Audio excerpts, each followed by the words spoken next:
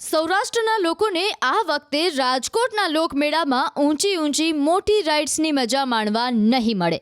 રાજકોટમાં છેલ્લા 50 વર્ષથી જન્માષ્ટમીમાં યોજાતો સૌરાષ્ટ્રનો સૌથી મોટો ભાતીગળ લોકમેળો પ્રથમ વખત ચકડોળ વિના યોજાશે અને તે ફાઇનલ થઈ ગયું છે।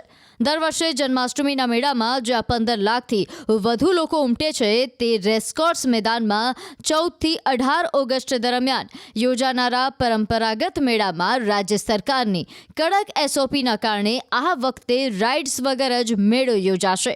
વહીવટીતંત્ર દ્વારા આપવામાં આવેલી ત્રીજી મુદ્દત પૂર્ણ થઈ।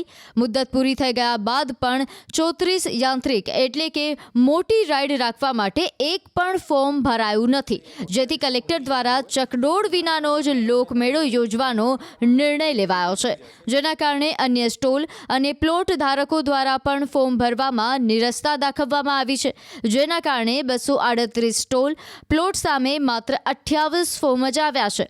હવે યાંત્રિક રાઇડ ધારકોને ફોર્મ ભરવા દેવામાં નહીં આવે, જ્યારે યાંત્રિક રાઇડ વિના મેળો યોજવા માટે નવો લેઆઉટ નક્કી કરવામાં આવશે, જે સોમવારે જાહેર કરવામાં આવશે।